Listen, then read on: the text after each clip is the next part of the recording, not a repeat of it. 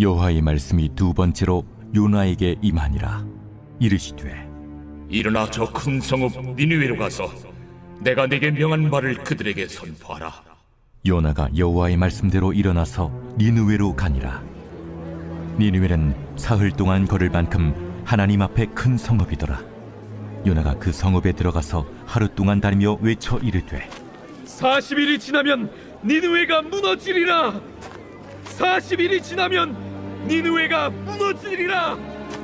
40일이 지나면 니느웨가 무너지리라. 니느웨 사람들이 하나님을 믿고 금식을 선포하고 높고 낮은 자를 막론하고 굵은 베옷을 입은지라.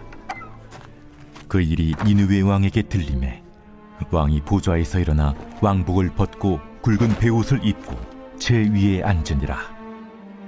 왕과 그의 대신들이 조소를 내려 니느웨에 선포하여 이르되 사람이나 짐승이나 소떼나 양떼나 아무것도 입에 대지 말지니 곧 먹지도 말 것이요 물도 마시지 말 것이며 사람이든지 짐승이든지 다 굵은 베옷을 입을 것이요 힘써 하나님께 부르짖을 것이며 각기 악한 길과 손으로 행한 강포에서 떠날 것이라.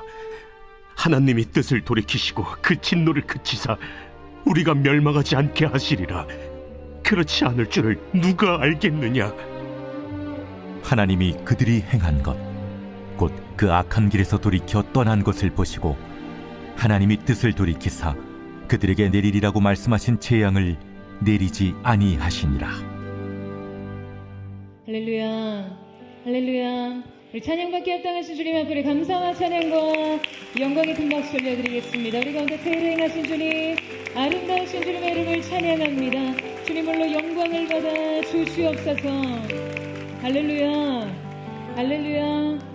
네, 하나님의 특별한 은혜와 섭리 가운데 우리 한몸 이룬 포도의 성도들 한번 사랑스러운 눈으로 바라보시면서요, 우리 또한 영상으로 예배하는 우리 글로벌 포드 식구들에게도 우리 따뜻한 사랑과 격려와 축복의 박수를 서로에게 보내도록 하겠습니다. 주님의 놀라우신 은혜가 우리 모두에게 있게 되기를 주님의 이름으로 축원합니다. 사랑하는 여러분, 성령 충만하십시오. 말씀 충만하십시오. 오늘 함께 드리는 예배를 통해서요, 우리의 영혼이 그 주님 앞에 변화돼서 그 주님의 마음을 시원케 해드리는 자들, 우리 주님의 마음을 기쁘시게 하는 자들 되시기를 주님의 이름으로 축원합니다. 우리 옆에 사람과 이렇게 한번 인사했으면 좋겠는데요. 하나님의 마음을 아는 자가 되십시오. 이렇게 한번 인사하시겠어요? 하나님의 마음을 아는 자가 되십시오. 아멘. 우리가 주님의 마음과 깊이 연합하는 귀한 은혜가 있게 되기를 주님의 이름으로 축원합니다. 네, 영상 하나를 준비했는데요. 잠시 함께 보시도록 하겠습니다.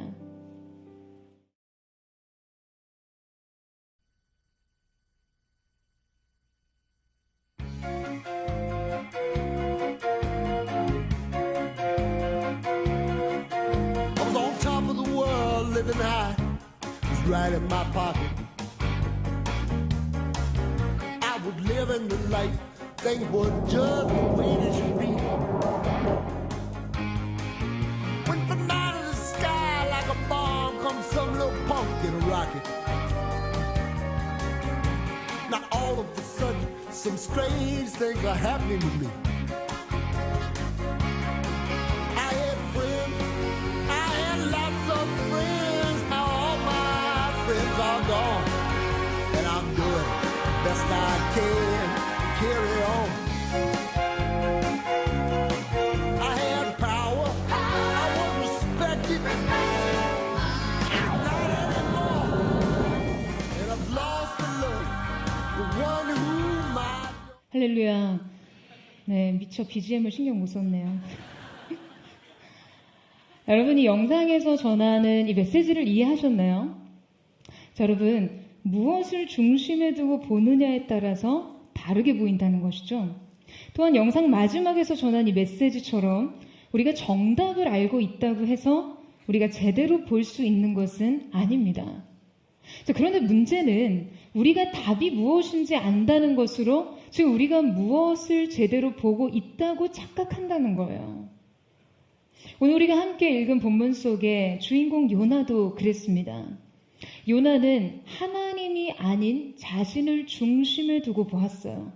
그래서 전혀 다른 것을 보았어요. 이 요나는요, 하나님에 대한 지식이 있었습니다.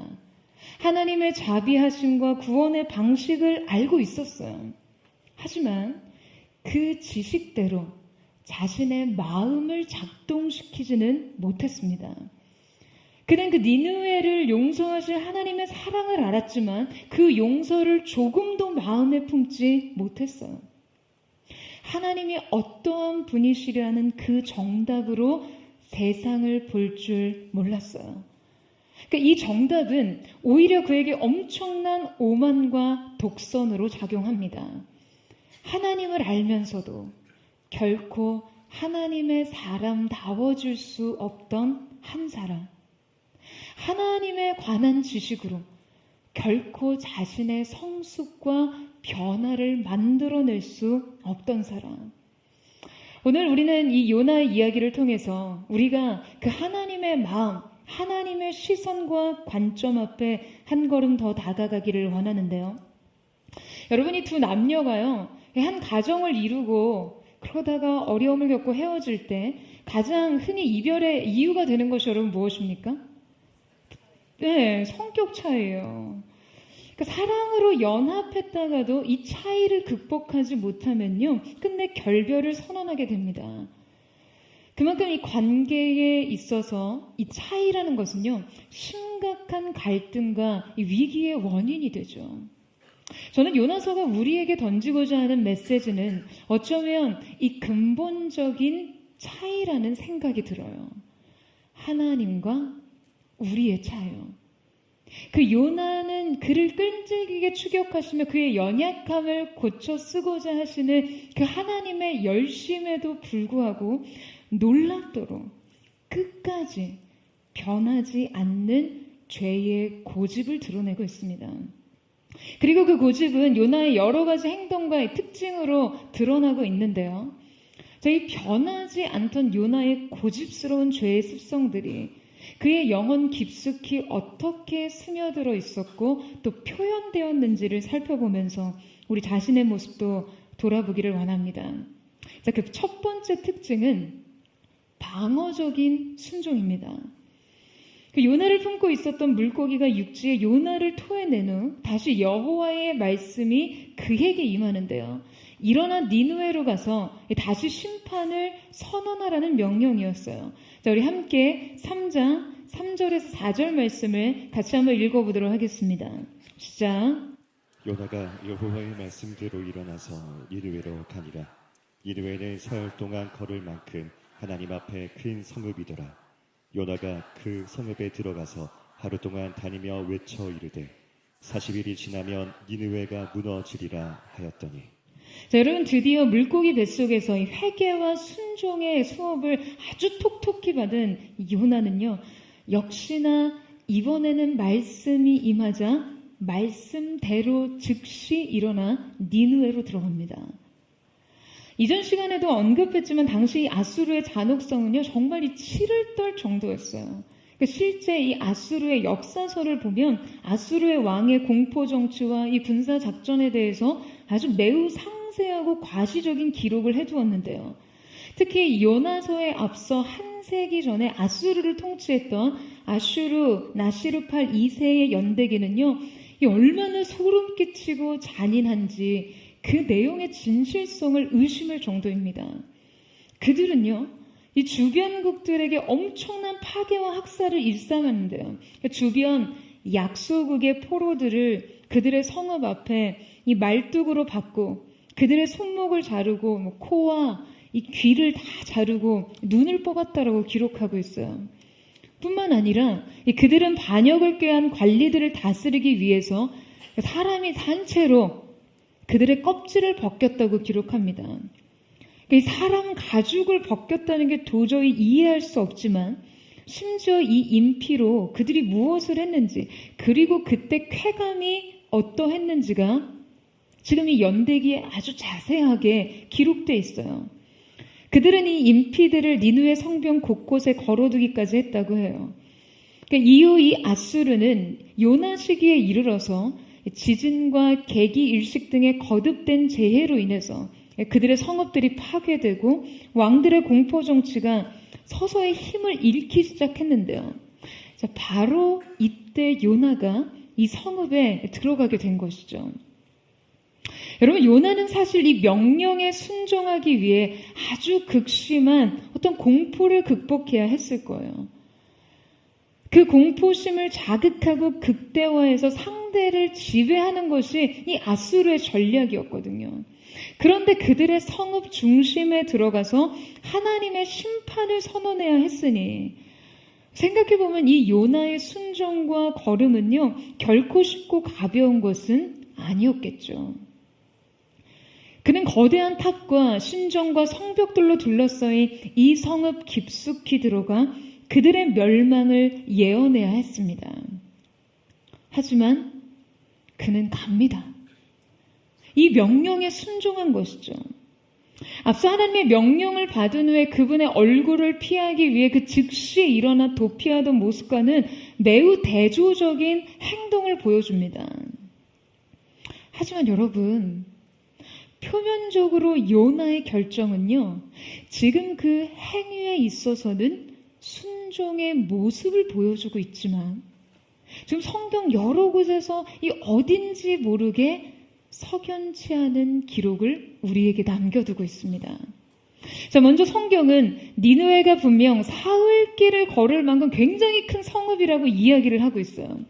이 고고학적 발굴에 의하면 니느웨 도성의 이 둘레는요, 95km 되는 크기로 사흘길을 걸어서야 그 둘레를 모두 거쳐갈 수 있었습니다. 자, 그런데 지금 요나가 그 성읍에 들어가서 회개를 촉구하는 설교를 여러분 며칠 했다라고 기록되어 있습니까? 며칠 했다고 기록되어 있죠? 하루죠. 성경은 사흘길의 큰 성읍과 하루 동안의 회개 설교를 구체적으로 언급하고 있어요. 그러니까 말하자면 요나가 3일 걸리는 길을 지금 단 하루만 다니며 심판을 선언했다는 거예요. 여러분, 그의 순종은 어딘지 모르게 석연치 않습니다. 그러니까 사흘길이 걸리는 이 성읍에서 고작 하루만 말씀을 외쳤다는 것에 대해서요, 이 신학자들의 의견이 분분해요. 어떤 이들은 아마 그가 횡단을 했을 것이다. 혹은 어떤 성읍의 대표적인 랜드마크에서 머물면서 말씀을 전했을 것이다. 뭐 이런 해석을 합니다. 그런데 이후에 이 요나의 영적 행보를 보았을 때 지금 그보다는요, 그가 고의적으로 사흘길이나 되는 니느웨 성읍을 그냥 고작 하루만 돌아보았을 가능성과 니느웨 성읍 사람들이 하루 만에 이 심판의 메시지 앞에서 곧바로 회개하며 엎드리자 그냥 이 말씀의 선언을 그냥 멈춰버리고 말았다는 해석이 좀 더 설득력이 있습니다. 여러분, 당시 요나의 선포는 매우 단순했어요. 뭐라고 했죠? 40일이 지나면 니느웨가 무너지리라. 하지만 이 단순한 심판의 메시지가 얼마나 강력했는지요. 그러니까 이 선언과 더불어 성령의 역사가 얼마나 강력했는지 여러분, 니느웨 사람들은요, 이 말씀의 선언이 떨어지자마자 하나님 앞에 즉각적인 회개로 돌아옵니다. 우리 5절에서 6절 말씀을 같이 한번 읽어보겠습니다. 시작. 니느웨 사람들이 하나님을 믿고 금식을 선포하고 높고 낮은 자를 막론하고 굵은 베옷을 입은지라. 그 일이 니느웨 왕에게 들림에 왕이 보좌에서 일어나 왕복을 벗고 굵은 베옷을 입고 제 위에 앉으니라.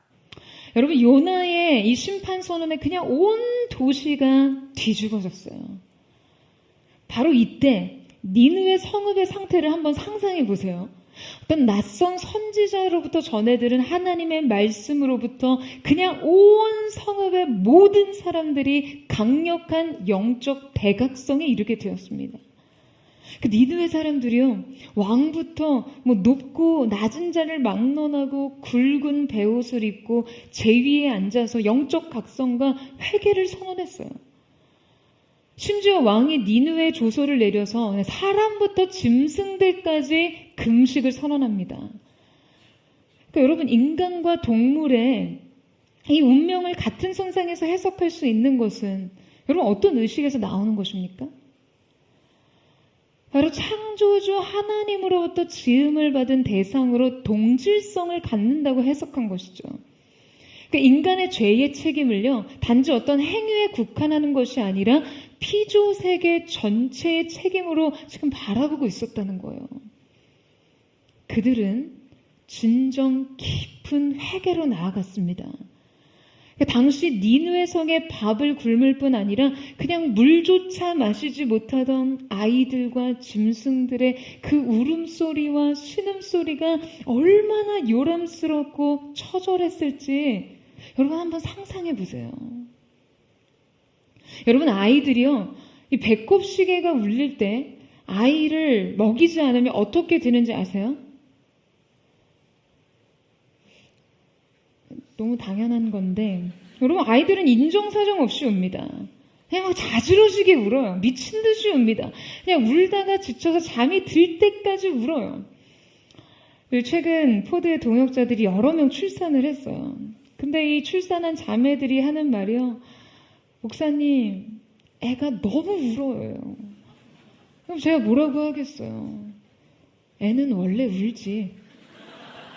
그러면 이제 망연자실해서 다시 묻습니다. 원래 이런 거예요? 여러분, 애는 원래 울거든요. 그런데 거기에 굶기기까지 하면요, 그냥 쉴 새 없이 울게 됩니다. 그리고 이 울음의 반복이요, 사람을 얼마나 지치게 하는지 몰라요. 그냥 아이가 이뻐 죽겠다가도 울음이 그치지 않으면 불안, 초조, 피로, 그러다가 탈진이 옵니다. 아마 애를 키워보신 분들은 이 부분 격하게 공감하실 거예요. 여러분, 아마 니느웨 성읍은 여기저기 아이들과 짐승들의 그 끊이지 않는 울음소리와 신음소리에 아비규환이 됐을 거예요. 하지만 지금 이것을 감수하고라도 그들은 영적 각성을 위해 사생결단을 한 것이죠. 여러분, 저는 이 지점에서 이 성경 최대 회개 운동이 된 이 사건을 일으켰던 이 요나의 설교에요, 너무 충격을 받았어요. 여러분, 요나가 지금 니느웨에 가서 한 설교는 히브리어로 보면 고작 5단어로 되어 있었습니다. 40일이 지나면 니느웨가 무너지리라. 그 5단어의 조합으로 역사상 가장 잔혹하고 극악했던 이 성읍이 완전히 뒤집어진 거예요. 솔직히 얼마나 부럽던지요. 아니, 저는 매주 15페이지 정도의 설교문을 쓰느라 그냥 몇 날 며칠 씨름을 해야 하는데 그냥 고작 5단어의 조합으로 여러분, 이 정도의 회개의 역사가 일어났다면 여러분, 요나는 사실상 얼마나 특별한 축복을 받은 사역자인가요? 제가 한번 생각해 봤어요. 정신 차리세요 라고 했는데 포드의 성도들이 다 금식하고 하나님 앞에 울며 회개했다. 여러분, 이게 어떠한 역사인가요? 얼마나 특별한 축복을 받은 사역자인가요? 그런데 정작 그는요, 이 영적 변화를 축복으로 여기지 않습니다. 하나님께서 원하신 니느웨의 회개와 돌이킴은 자신이 원했던 것이 아니거든요. 그는 이 성읍에 오직 자비 없는 심판만을 선언합니다. 그 하나님의 용서와 자비와 회복에 대해서 일말의 가능성도 남기지 않았어요.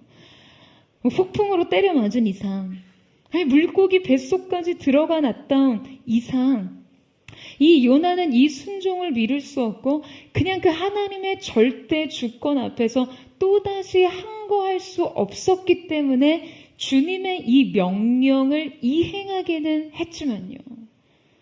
중요한 것은 이것은 그저 방어적인 순종에 불과했다는 거예요.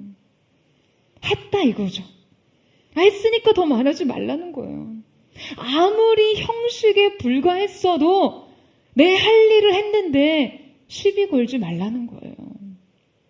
여러분, 이 순종은 하나님 앞에서 그분의 온전한 뜻과 마음에 연합한 것이 아니었습니다. 이 순종은요, 그저 책임 면피형 순종이었어요. 그냥 여전히 내 멋대로, 내 고집대로 살기 위한 방어적인 순종이요. 여러분, 요나의 순종은 딱 거기까지였어요. 그렇다면 여러분, 우리의 순종은 어디까지입니까? 가끔 제가 하나님 앞에 마음을 잃어버린 태도가 흐트러진 동역자들에게 아주 강한 주의를 주거나 정신을 차려야 한다고 잔소리를 하면요, 때때로 하는 말이 있어요. 목사님, 저 매주 예배 드리잖아요. 아니, 저 지금 섬김도 하고 있잖아요. 여러분, 하나님 앞에서도 그렇게 말합니다. 아니, 하나님, 제가 그렇게 어려운 시간 쪽에서, 내가 그렇게 어려운 상황과 환경과 조건 안에서도 예배하고 사역팀도 섬기고 셀모임도 나가고 있는데 더 뭘 어쩌라는 거예요. 제게 뭘 더 바라세요? 제가 이 정도 했으면 된 것 아닙니까? 여러분, 유감스럽지만 안 됐어요.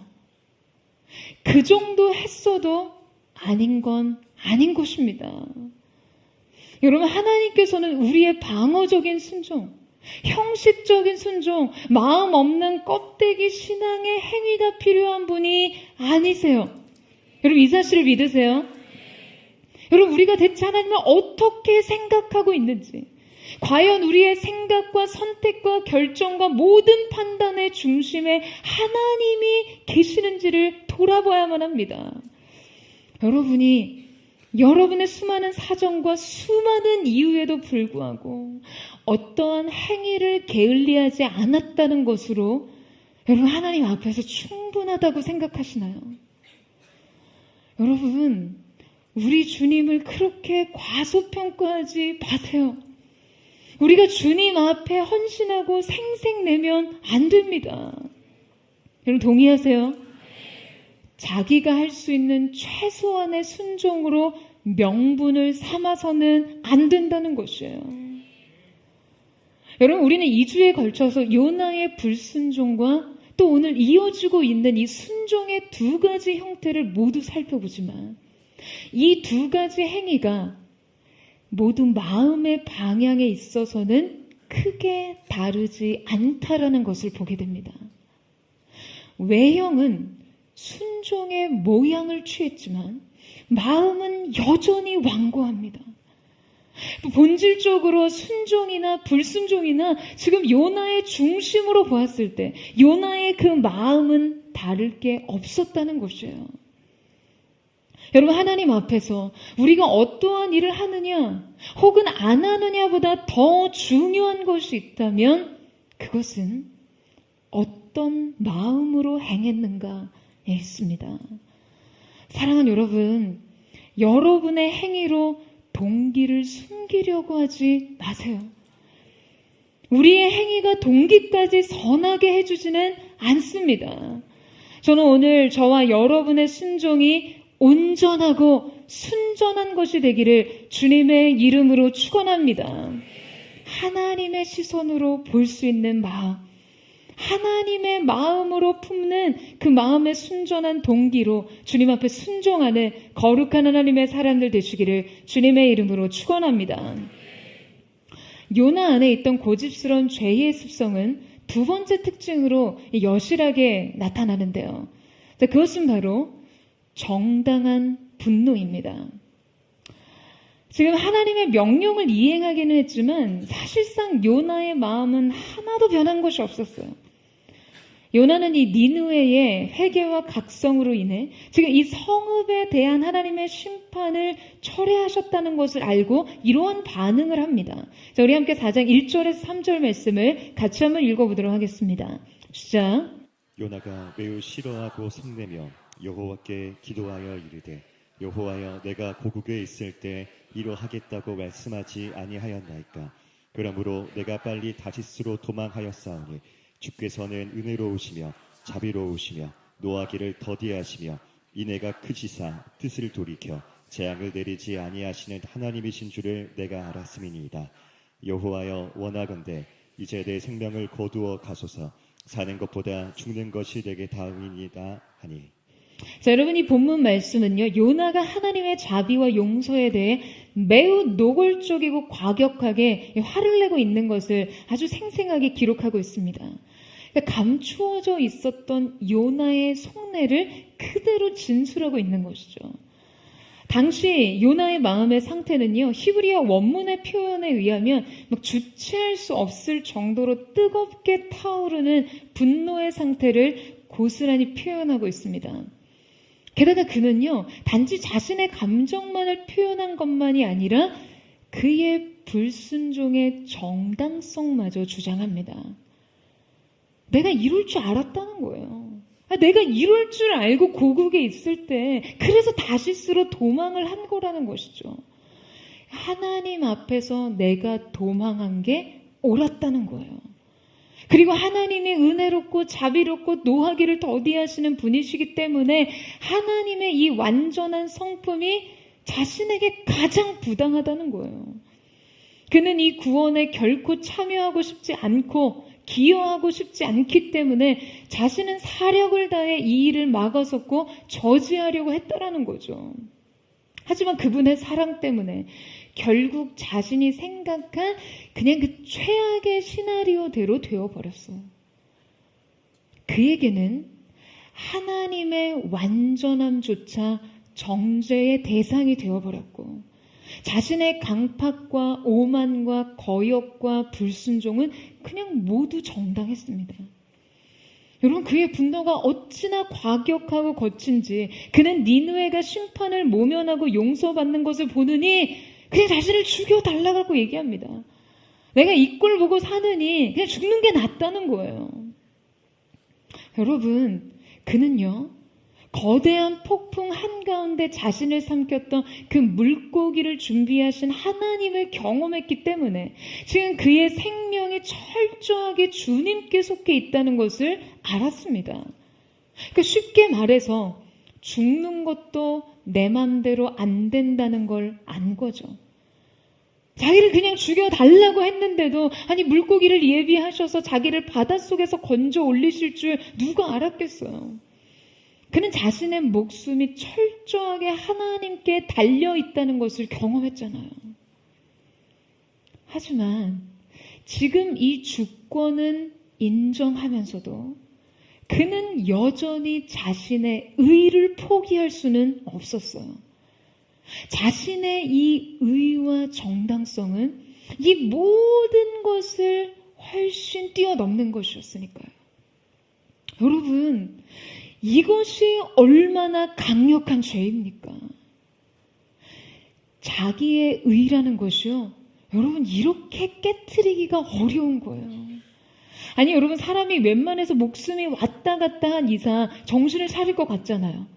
아니, 폭풍으로 그렇게 때려 맞았는데 쉽게 꺾이지 않는 것이 바로 이 자기 의예요. 우리 안에 자기 의와 고집이요, 이 분노의 정당성이요, 하나님의 절대 주권을 훨씬 더 앞지릅니다. 자, 여러분, 그렇다면 요나는 대체 왜 이렇게 된 것일까요? 여러분, 의사들이 이 환자의 병을 치료할 때요, 굉장히 다루기 힘든 환자들이 있다라고 얘기를 합니다. 바로 병식이 없는 환자라고 이야기를 해요. 그러니까 병의식이 없는 거죠. 실제 자신의 상태가 얼마나 너무나 심각한데도 불구하고 자기의 질병과 상태에 대한 인정이 없다는 거예요. 여러분, 이러면요, 어떠한 진단도 설득이 안 됩니다. 그러니까 어떠한 치료도 효과적이지 않아요. 누구보다 환자의 상태를 정확하게 파악하고 있는 그 의사의 말이 환자에게 먹히지를 않는데요. 여러분, 치료가 되겠습니까? 여러분, 우리가 우리의 영적인 문제를 진단할 때도요, 자기 문제를 정확하게 짚어보는 일을 자꾸 자기 자신의 판단에 맡기면 안 됩니다. 그럼 아멘이세요? 여러분, 우리는요, 우리의 영혼의 문제를 잘 몰라요. 우리는 하나님이 보시는 대로 봐야 합니다. 할렐루야. 여러분, 하나님이 진단하시는 대로 이해해야 해요. 앞서 영상에서 무엇을 중심으로 보느냐에 따라 보이는 것이 다른 것처럼 하나님을 우리의 인생, 우리의 판단, 우리의 관점, 마음의 중심에 두고 보아야만 제대로 볼 수 있는 것입니다. 여러분, 요나는 근본적으로 하나님 앞에서 자신을 보지 못했어요. 그래서 은혜를 삶에 적용하는 방법도 몰라요. 여러분, 니느웨가 하나님 앞에 마땅히 심판과 진멸을 받는 것이 그토록 옳다며 하나님 앞에 패역한 선민 이스라엘과 요나 자신이 구원을 얻는 것은 과연 옳은 일일까요? 하나님의 공의의 시련이 자신이 그토록 수건하는 일이고 자비 없는 심판만이 정당한 곳이라면요, 이스라엘을 향한 하나님의 그치지 않는 자비와 그 끊임없는 용서에 대해서는 어떤 말을 할 수 있을까요? 지금 이토록 교만에 빠진 패역한 선지자에게 그냥 당장 하늘에서 번개라도 내려 심판하지 않으시고 성난 그에게 다가와 내가 성내는 것이 옳으냐? 라고 물으시며 그의 인식과 믿음과 존재를 일으켜 세우시고 확장하기를 원하시는 이 하나님의 무한한 사랑에 대해서는 여러분, 어떻게 설명할 수 있습니까? 섹스피어의 작품 중에 이 Measure for Measure라는 희곡이 있습니다. 이 희곡은요, 이 마태복음 7장의 주제를 그대로 인용해서 쓴 글인데요. 내용은 이렇습니다.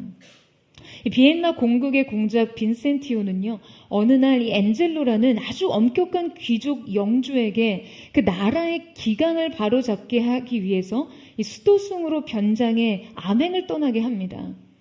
엄격한 법치주의를 토대로 나라를 다스리던 이 안젤로는요, 어느 날 이 약혼녀 줄리엣을 혼전 임신시킨 클로디오라는 남성에게 사형을 언도합니다.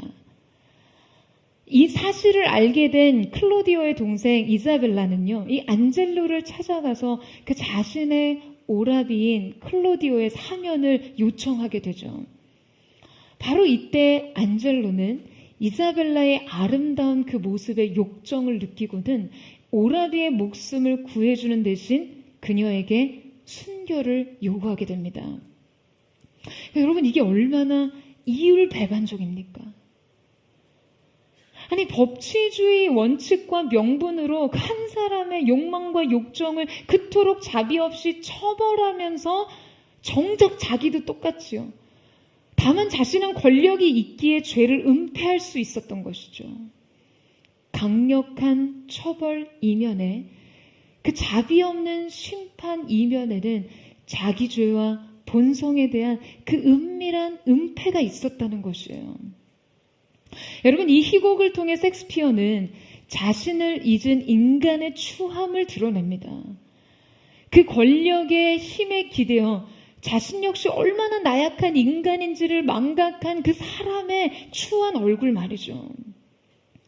사랑하는 여러분, 우리가요, 은혜 아래 있는 우리 자신을 잊으면 하나님보다 더 정당해집니다. 우리의 죄성을 잊으면 하나님보다 더 더 의로워집니다. 우리는 어느새 너무나 정당하고 너무나 의로운 사람이 돼서 타인을 향해 계속해서 손가락질하고 심지어 하나님을 향해서도 정죄를 퍼부을 수 있는 것이죠. 제가 예전에 청년 사역을 했을 때 리더십 모임을 제가 소그룹으로 리더십들을 쭉 돌아가면서 만나는데 한 청년이 제게 질문을 했어요. 하나님은 왜 악을 두고 보고만 계시냐는 질문이었어요. 하나님이 정말 의롭고 공의롭고 선하시다면 이 세상의 모든 불의와 모든 악에 대해서 심판하셔야 하지 않냐라는 거예요. 신정론에 관한 질문이죠. 그때 제가 그 형제에게 이렇게 말했어요. 자, 한번 컴퓨터 프로그램으로 생각해 보자고요. 만약 하나님께서 전 인류를 향해서 검색창에 악을 치시고 이 모든 악을 불러 모으셨어요. 이 악이라는 폴더에 지금 인류의 모든 악을 다 담으셨어요. 자, 그리고 그것을 휴지통에 넣으시고 휴지통 비우기를 누르신다면 과연 어떤 일이 벌어질까요?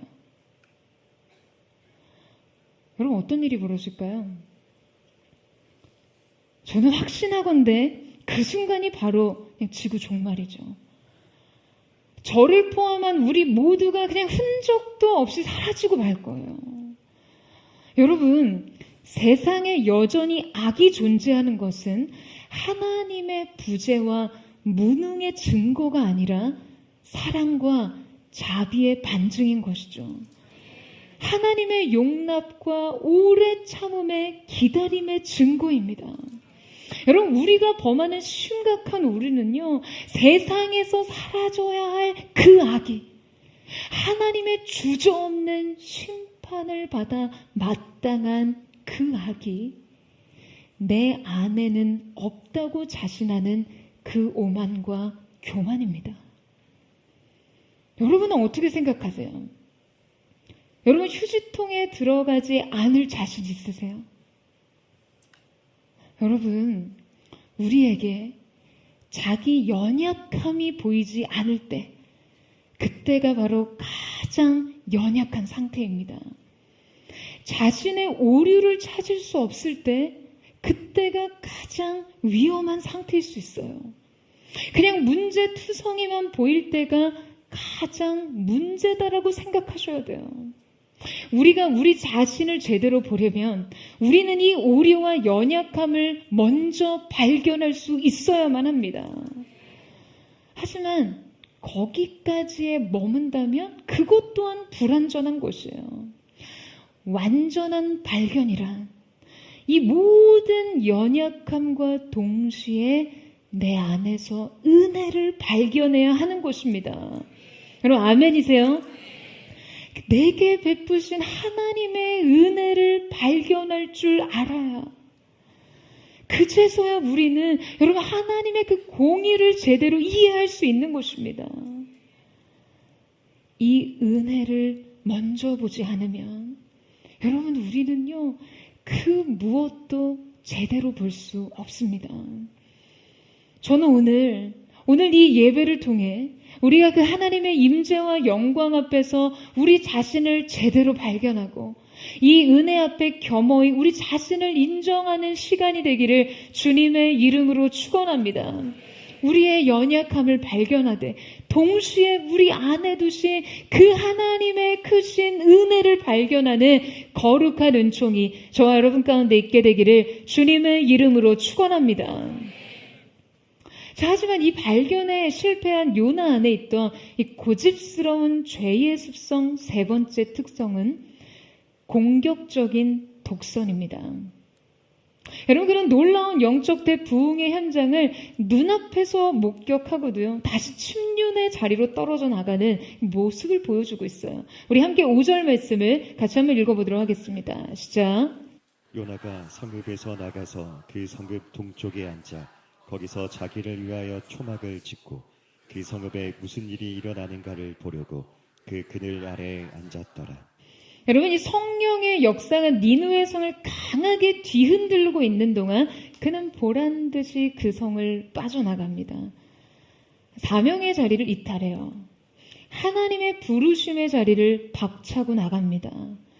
어느 때보다도 이 이방인의 회심자들에게 가장 말씀이 필요한 때였는데도 말이에요. 누구보다도 이 선지자를 통한 가르침이 필요했는데도 말이에요.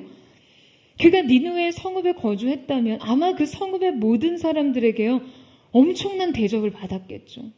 니느웨 성읍 모든 사람들은 그에게로 다가와서 하나님의 말씀을 듣기 위해 머리를 조아렸을 거예요. 이 영적 대각성과 부흥의 현장에서 그는 생명의 수레바퀴에 수십만에 달하는 영혼들을 태우고 천국에 입성했을 것입니다. 그의 입에서 전해지는 하나님의 말씀은 그냥 마른 장작 같은 그들 영혼에 불같이 임했을 거예요. 그리고 그 불은 들불처럼 온 성읍에 퍼져나갔을 것입니다. 여러분, 하지만 그는요, 이 역사의 현장에서 홀연히 사라집니다. 그가 하나님의 영광이 선언되는 자리에서 떠나 어디로 가서 무엇을 했죠? 보세요, 여러분. 성경은 그가 성읍 동쪽에 앉았다라고 기록하고 있습니다. 자, 여기서 이 동쪽이라는 것은 도시 앞쪽으로 해가 뜨는 방향을 표현한 거예요.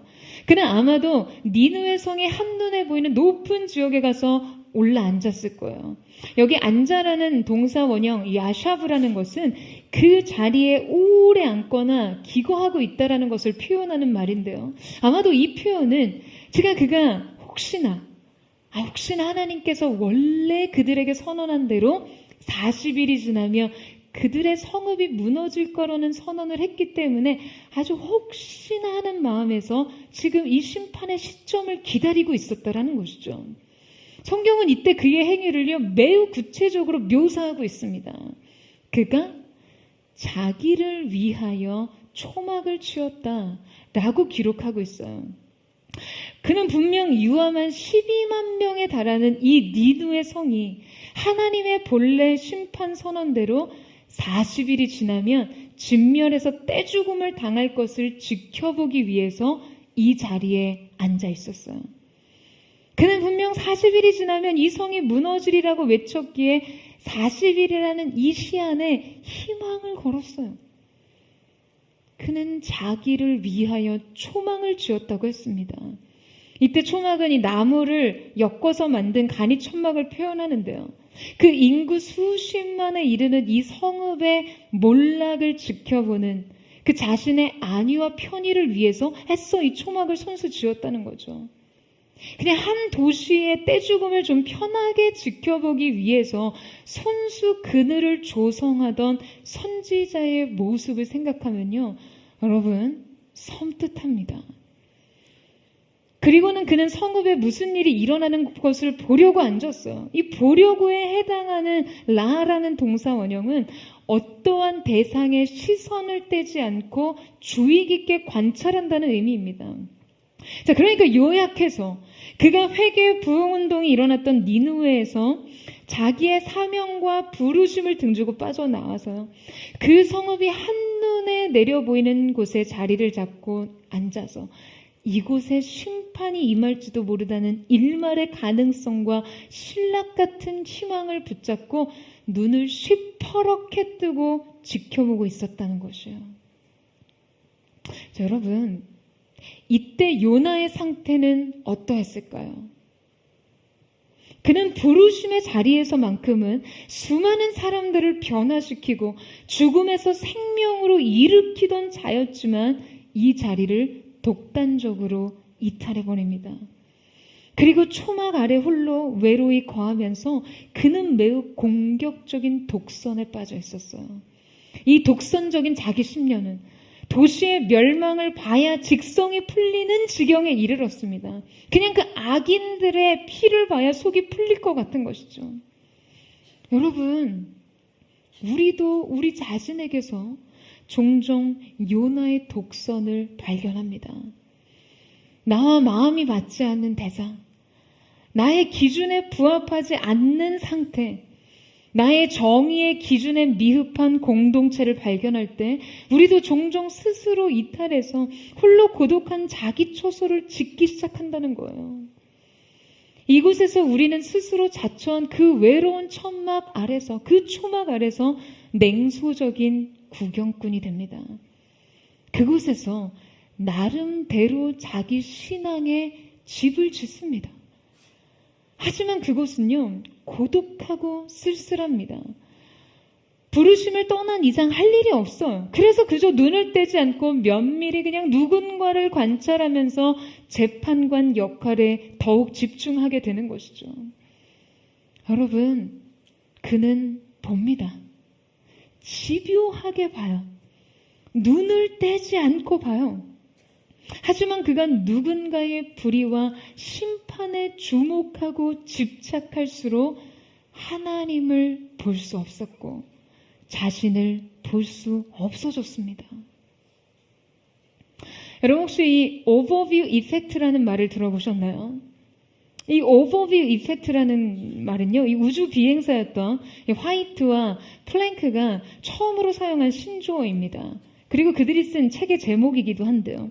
이 조망 효과라는 이 오버뷰 이펙트는요, 아주 높은 곳에서 큰 그림을 보고 난 후에 일어나는 어떤 가치관과 세계관의 변화를 뜻합니다.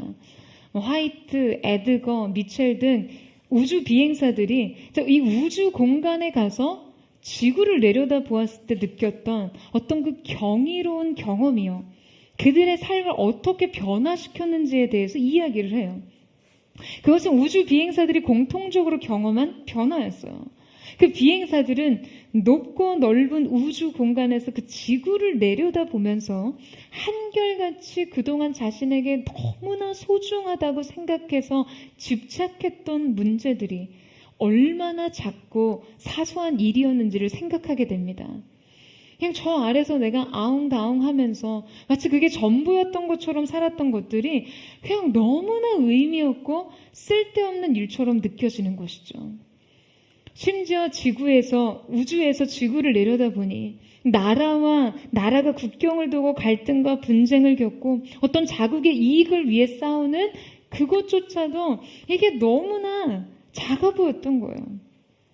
그 위에서 보니 국경선이라는 것도 보이지 않아요. 마치 어떤 상상 속의 라인처럼. 그런데 사람들은 그것을 두고 치열하게 싸우고 있더라.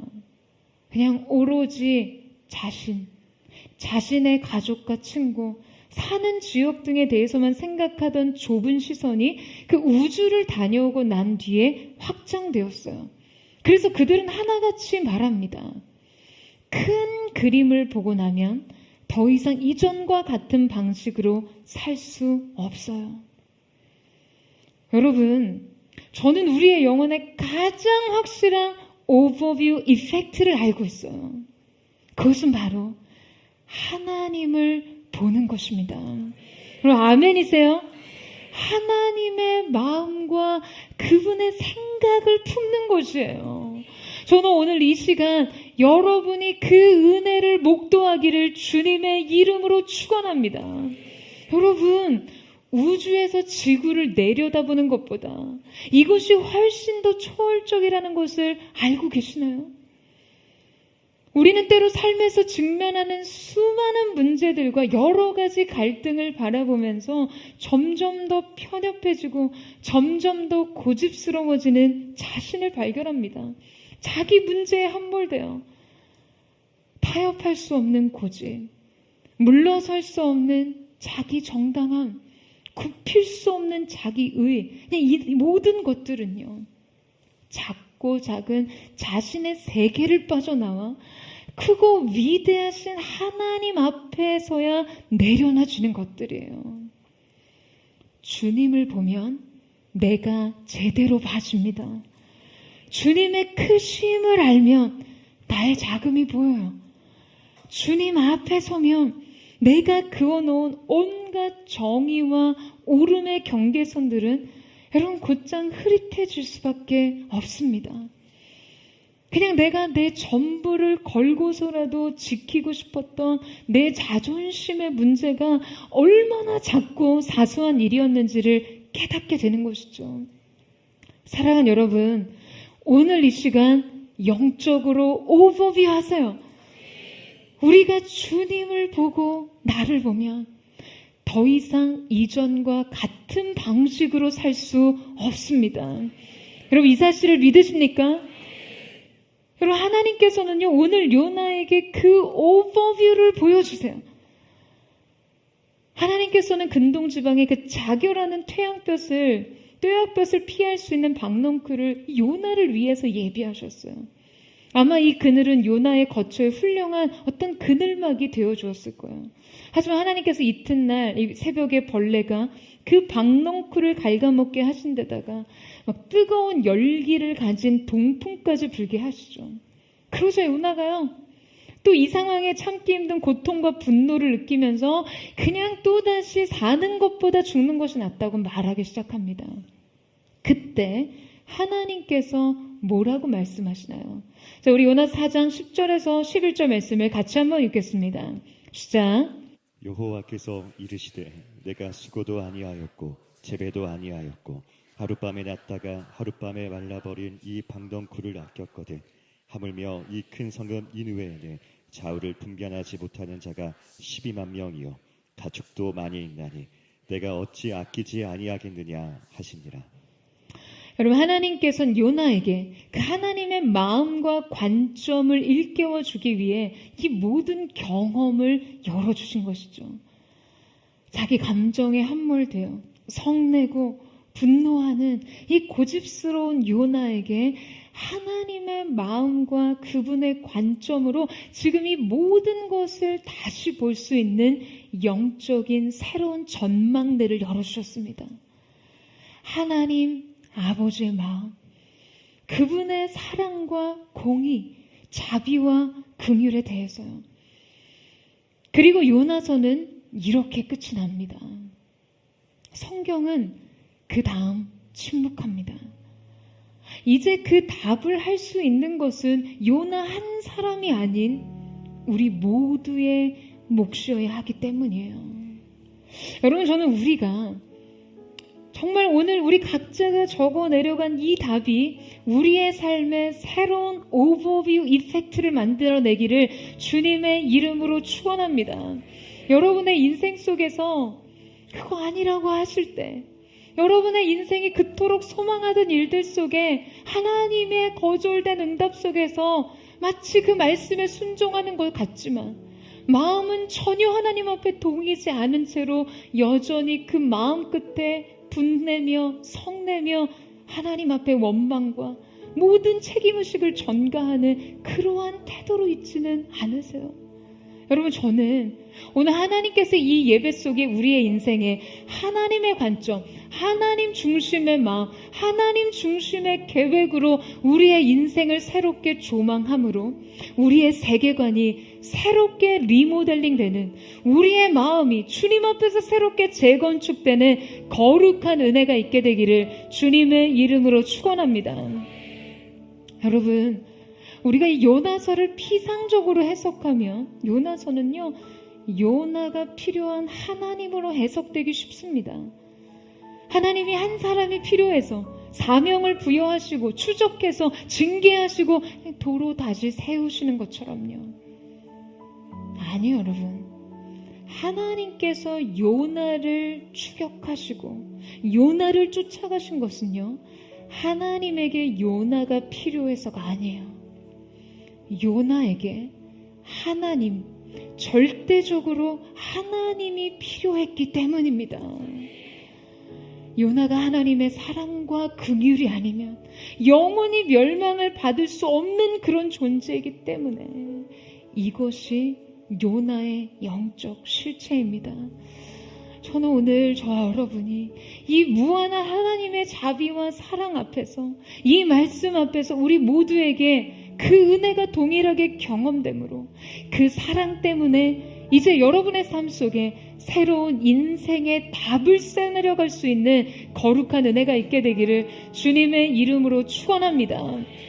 여러분, 오늘 우리의 마음이 정말 주님 앞에서 새로워지기를 축원합니다.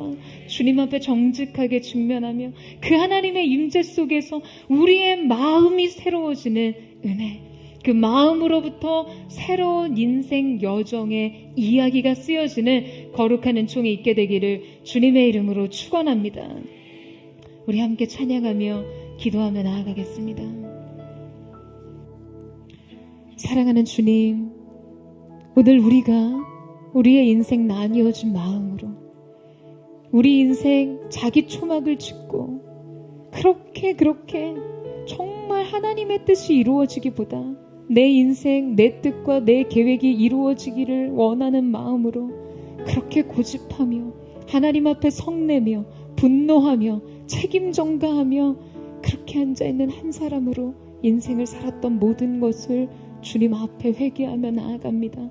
생명의 주권이 하나님께 속해 있음에도 불구하고 삶을 저주하고 그 삶의 은혜를 주신 하나님의 은총을 망각하며 늘 조금만 어려워지면 불평하고 죽기를 자초하는 요나의 심령으로 오늘의 생명을 주신 하나님의 은혜를 거절했던 우리의 죄악을 주님 앞에 회개합니다.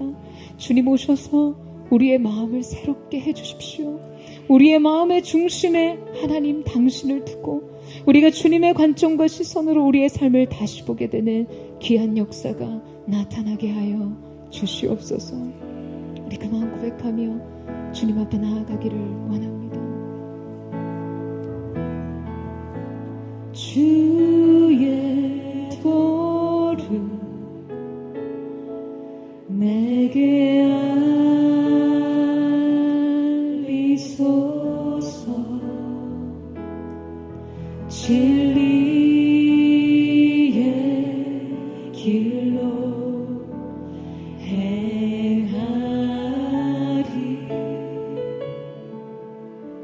주님의 이름을 경외하리라. 주님의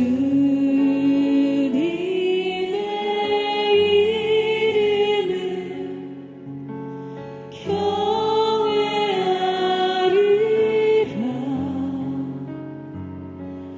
내 마음 다하여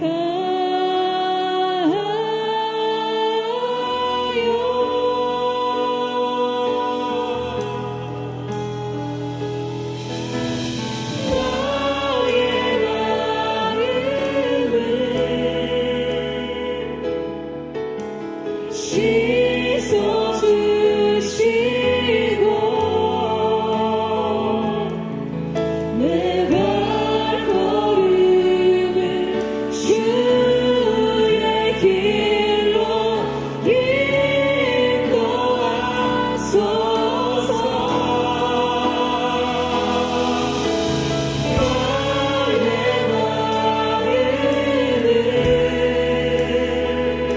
나의 마음을 씻어주시고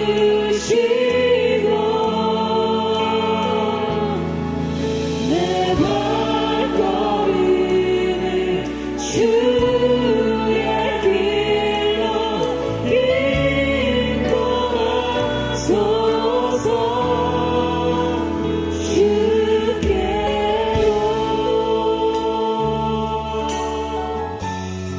주의 도를 내게 알리소서.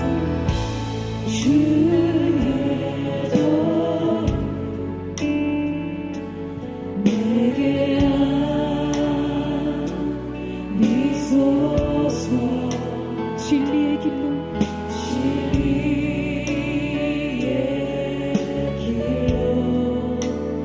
행하리. 주님의 이름을 경외하리라. 주님의 이름을 경외하리라.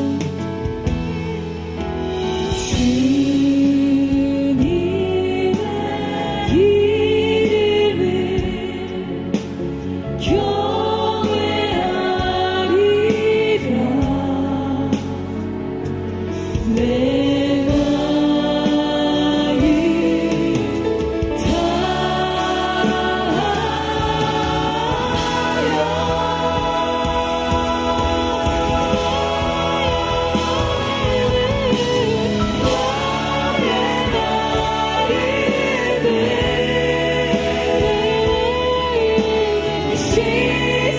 씻어주시고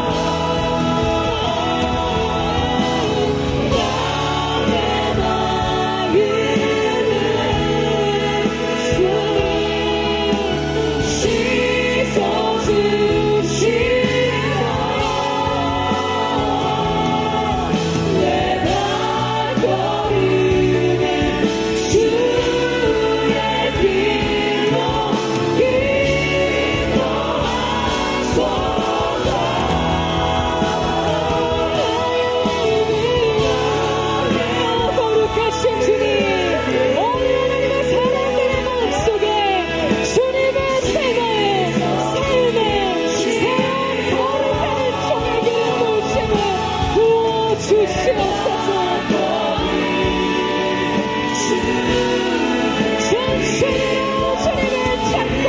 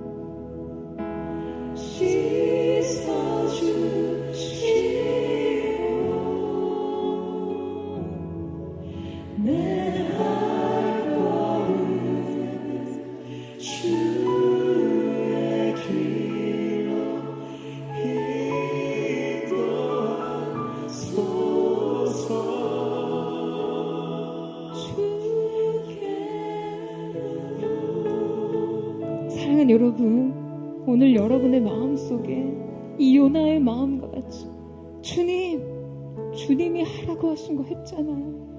주님이 부르신 그 자리에 섰잖아요. 내가 할 수 있는, 내 자신이 주님 앞에 드릴 수 있는 것 드렸잖아요. 이 마음으로, 그렇게 상하고 쓴 마음으로 주님 앞에 있는 분 있으세요? 여전히 변하지 않는 상황에 대한 분노를 가지고, 여전히 힘든 내 인생의 한복판에서 이 모든 것의 책임은 여전히 하나님께 있다고 느끼는 분 있으십니까? 모든 책임은 하나님께. 그 하나님의 의로우심조차, 왜 그 하나님이 나에게는 내가 그토록 원하지 않는 이 일을 시키셔야만 하는지 이해할 수 없는 마음으로 그 자리에 부득이함으로 서 있고 헌신하고 내 자신을 드리고는 있지만, 이 응답과 내 마음의 간극 속에서 여전히 갈등하는 마음으로 하나님께 다른 것은 드려도 그 마음은 드릴 수 없는, 여러분, 그런 인생의 모습으로 이 자리에 계신 분 있으십니까? 사랑하는 여러분, 오늘 우리 주님께서 여러분에게 새 마음을 부어주시기를 주님의 이름으로 축원합니다. 오늘 하나님께서 우리의 인생 속에 경험시키시는 것, 오늘 하나님께서 우리의 인생 속에 부어주시는 것들로 인해서 내가 주님을 알지 못한 채 주님 앞에 원망하며 불평했던 나의 모든 것을 회개하며 나아갑니다. 내가 주님 앞에 내 마음의 중심을 드리는 자 되기를 원합니다. 두 마음이 아닌 온전한 마음의 순종으로 주님 부르신 그곳에 서는 자가 될 수 있기를 주님 원하며 나아갑니다. 내가 주장했던 나의 오르, 내 계획, 내 생각, 나의 소망을 내려놓고 내 인생 한번 주님 앞에 전적으로 순전한 순종과 사랑을 드리기를 원하오니, 거룩하신 주님 기름 부어 주시옵소서. 하늘의 문을 여셔서 우리의 마음을 새롭게 하여 주시옵소서. 행위로 동기를 숨기지 않게 하시고 중심의 진실함으로 주님 앞에 드리는 거룩한 하나님의 사람들 되게 하여 주시옵소서. 우리 전심으로 주의 이름을 부르짖고 우리 열심의 동성으로 기도하겠습니다.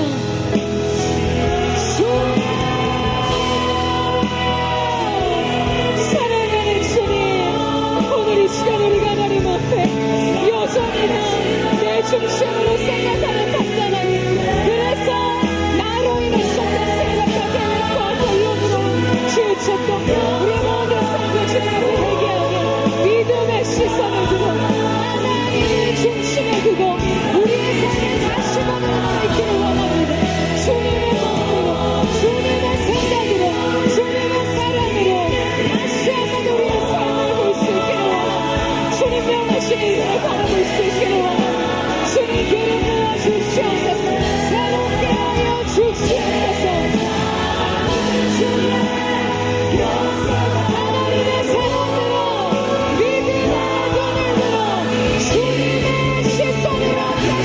주시옵소서. 하나님의 바람을 채워가 주님, 오늘 새로운 관점의 전환이 우리 가운데 있게 하시고 인생의 영적 어머니의 이펙트, 더 이상 이전의 방식과 태도로 살 수 없는 정통제적인 변화를 오늘 이 말씀에 우리의 인생의 고백을 담을 선포하는 자들로 주 앞에 서게 하여 주시옵소서. 주님, 새롭게 나가기를 원합니다. 주님께로 주옵소서. 역사하여 주옵소서. 든 시선을 주님께 드리고 살아계신 하나님을 느낄 때 내 삶은 주의 역사가 되고 하나님이 일하기 시작하네. 내게로부터 눈을 들어 내게로부터 눈을 들어 주를 보기 시작하되 주의 일을 보게 돼. 주님 그렇습니다. 내 작은 마음 돌이키사 하늘에 꿈꾸게 하네. 주님을 볼 때 성령이 나를 변화시켜 성령이 나를 변화시켜 모든 두려움 사라지되 주의 일을 보게 내. 어깨한 화면 가운데서 주님만을 알게 되리. 주님을 볼 때 모든 시선을 주님께 드리고 살아계신 하나님을 느낄 때 내 삶은 주의 역사가 되고 하나님이 일하기 시작하셔서 모든 시선을 주님께 드리고 살아계신 하나님을 느낄 때 내 삶은 주의 역사가 되고 하나님이. 여러분 다시 한번 전심으로 모든 시선을 주님께 올려드리며 갑니다. 주님 은혜로 우리의 삶을 보게 하여 주시옵소서. 그 부르심의 사명으로 나를 보게 하여 주시옵소서. 삶은 주의 나라가 되고 하나님이 일하기 시작하네. 모든 시선을 주님께 드리고 살아계신 하나님을 느낄 때 내 삶은 주의 역사가 되고 하나님이 일하기 시작하네. 여러분, 여러분의 삶 속에 새롭게 일하실 하나님을 기대하십니까?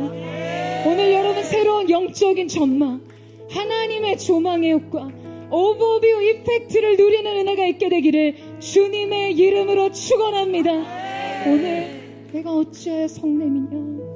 오늘 여러분의 인생 속에 하나님의 이 질문이 없나요? 여러분 무엇으로 인해 쉽게 성내며 분노하며 실망하며 주저하며 갈등하며 뒷걸음질 치며 주님의 부르심의 자리에서 이탈해 여러분만의 인생 초막을 짓고 여러분의 뜻이 이루어지고 관철되기까지 면밀히 하나님이 서셔야 되는 그 자리 여러분 자신을 두고 있지는 않습니까? 쉽게 성내며 주님이 이렇게 나를 힘들게 하실 거면 주님, 내가 죽는 것이 더 낫습니다. 자신의 인생을 악평하면서요. 여러분, 그것이 생명의 주권자 되신 하나님 앞에 얼마나 큰 죄악인지 아세요? 코끝에 달린 호흡 하나가 주님의 은혜로만 가능한 것을 안다면, 여러분, 우리가 우리의 인생을 결코 악평해서는 안 될 것입니다. 오늘 이 시간 하나님 앞에 근본적으로 우리의 인생의 가치관, 우리의 인생의 태도, 우리 인생의 중심, 주님 앞에 변화되기를 원합니다. 주님, 때로는 주님 나를 부르신 그 자리가 내 마음에 온전히 합한 것이 아닐지라도 그 자리에서만 볼 수 있는 하나님의 관점, 주님, 내가 주님이 자리에서만 하나님 배우게 하기를 원하시는 주님의 계획과 생각을 온전히 아는 자로, 온전히 아는 자로 주님 다음 스테이지로 갈 수 있도록 도와주십시오. 여러분, 여러분의 선택은 무엇입니까? 초막을 지으시겠어요? 여러분 자신을 위해서? 아니면 주님을 위해서 선포하시겠습니까? 오늘 이 시간 주님 앞에 정직하게 다시 고백하며 나아가기를 원합니다. 주님, 주님의 임재가 나를 변화시켜 주십시오. 오늘 우리가 이 요나서 4장의 마지막 기록을 우리 자신의 고백으로 주님 앞에 드리기를 원합니다. 주님, 내가 주님의 마음을 몰랐습니다. 주님의 부르심을 온전히 이해하지 못했습니다. 주님이 내게 주신 이 사명 안에 내 인생을 향한 주님의 아름답고 놀랍고 신비로운 은혜가 서려 있는지를 이해하지 못했습니다. 나 자신은 보지 못하고 분노하고 성내며 실망하고 갈등했습니다. 주님, 내가 주님의 임재 앞에서 이 모든 것을 내려놓고 주님을 봅니다. 주님을 보는 시선으로 나를 봅니다. 내 안에 은혜를 발견하기를 원합니다. 거룩하신 주님, 믿음의 눈을 들어 장래의 소망을 주신 하나님을 다시 바라보게 하여 주시옵소서. 너를 향한 내 생각은 내가 하나니 재앙이 아니고 평안이며 내 장래의 소망을 주려 하니라. 하나님의 소망과 하나님의 평안을 선포하며 신뢰함으로 오늘 이 시간 하나님의 뜻에 온전히 순종하는 믿음으로 주여 한번 짓고 기도하며 나아가겠습니다. 주여, 사랑하는 주님, 오늘 이 시간 거룩하신 주님 앞에 우리의 믿음을 드립니다. 주님, 믿음의 눈을 들어 주님 안에 나아갑니다. 주의 선하시고 인자하신 성품 안에서 오늘도 우리가 하나님을 알고 배워가고 성장하는 자,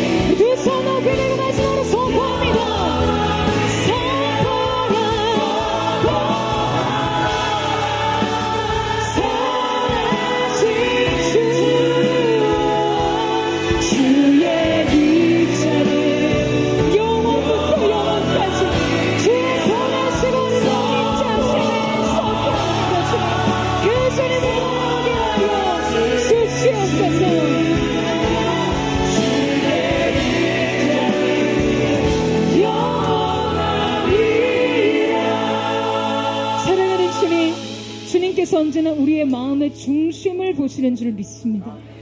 오늘 주님, 우리가 우리의 행동, 우리의 행위, 우리의 보여주는 헌신으로 우리의 중심의 동기를 숨기지 않고 두 마음을 품지 않고 주님 앞에 서는 자로 인생의 모든 고집과 자기 의와 생각과 우리 자신을 중심에 둔 모든 삶의 자리를 내려놓고 주님과 연합하기를 원합니다. 이제는 내가 산 것이 아니요 내 안에 그리스도께서 사신 것이라는 고백으로 정말 주님이 원하시는 것을 구하는 삶, 정말 하나님의 생각으로 하나님의 길을 이해하는 자들 될 수 있도록 역사하여 주시옵소서. 새롭게 하심이 너희 가운데 있을지어다. 인생의 모든 고집과 자기의 생각, 모든 허영과 허세, 겸손하지 않은 교만한 가운데 벗겨질지어다. 주님, 우리를 새롭게 하신 주님을 찬양합니다. 아멘. 여러분, 이 시간 여러분에게 한 가지 중보 기도를 부탁하며 나아가기를 원합니다. 우리 마지막으로 한 번 더 기도하며 나아갈 때 이 시간 영상으로 우리 사랑하는 이미경 집사님과 최동석 집사님께서 우리 최동석 집사님 생애 마지막 예배가 될 수 있는 이 예배를 함께 드리고 계십니다. 위독한 가운데 또 하나님께서 의식을 회복하게 하셔서 이 시간 예배를 함께하고 계시는데, 사랑하는 주님, 정말 하나님께 사랑하는 그 아들의 인생 마지막 여정, 빛 대신 주님 예수 그리스도를 따라가게 하여 주시옵소서. 눈물도 없고 슬픔도 없는 고통의 멍에를 벗어버리고 천국 입성 정금 면류관으로 관씌워 주시며 그 아들을 품에 안으실 주님의 영광 천국 소망으로 연합하여 그 길을 갈 수 있도록 주님 위로의 성령으로 기름 부어 주시옵소서. 위로의 성령으로 기름 부어 주시옵소서. 그 영혼 가운데 하나님의 놀라우신 평안과 안식과 자유와 주님 주시는 은혜가 임하게 하여 주시옵소서. 영적인 한 가족으로 우리가 함께 기도합니다. 사망의 음침한 골짜기를 다닐지라도 해를 두려워하지 않으면 주께서 나와 함께 하심이라.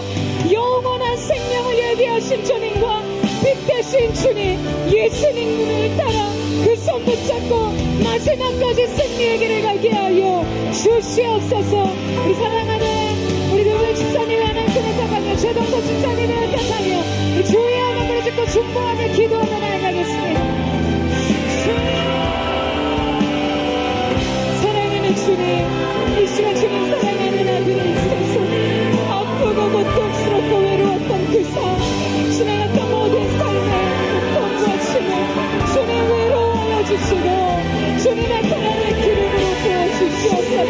그 마음속에 주님 주시는 천국 소망으로 평안과 자유와 아버지 하나님 새로운 은혜를 얻게 하여 주시옵소서.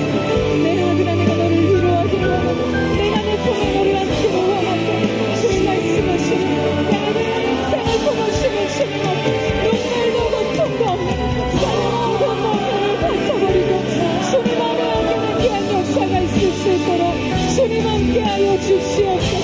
그 모든 가족들의 마음을 만져주시고 우리 주님밖에 없음을 바라보는 존귀한 은혜의 역사가 있게 하여 주시옵소서.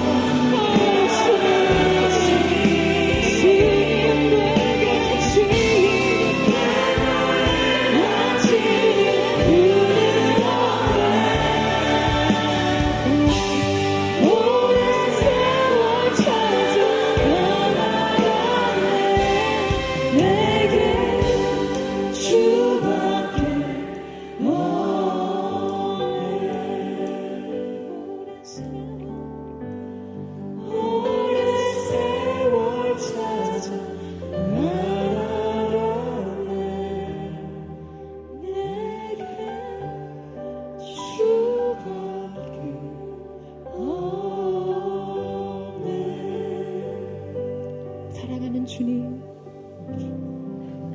주님 보내신 인생 여정을 마무리하는 끝자락에서 주님 사랑하는 최동석 집사님의 고백이 이와 같기를 원합니다. 오랜 세월 찾아 이제 내가 알았습니다. 내게 주님밖에 없습니다. 빛 대신 주님을 따라갑니다. 영원한 생명 문을 열고 주님 품에 안기는 고통의 멍에를 벗고 눈물도 아픔도 없는 주님의 품 안에 안식이 사랑하는 집사님 가운데 있을 수 있도록, 가족 가운데 있을 수 있도록 역사하여 주시옵소서. 더불어 함께 사랑으로 기도하는 우리 포도의 식구들, 아버지 하나님, 이들의 인생 속에도 언제나 주밖에 없습니다. 주님 한 분으로 충분합니다라는 이 믿음의 고백이 우리 모두의 고백이 되게 하여 주시옵소서. 그렇게 오늘 우리를 품에 안으시는 주님, 우리를 영원토록 함께 하시며 인도하시고 주님을 바라보며 찬양하며 감사드리며 살아계신 예수님의 이름으로 기도드립니다. 아멘. 오늘 우리와 함께 하시는 우리 주님, 참 좋으신 주님, 날마다 우리를 새롭게 하신 주님, 우리 감사와 찬양과 영광의 큰 박수 올려드리겠습니다. 새롭게 하신 주님을 찬양합니다. 주님과 함께 하기를 소망합니다.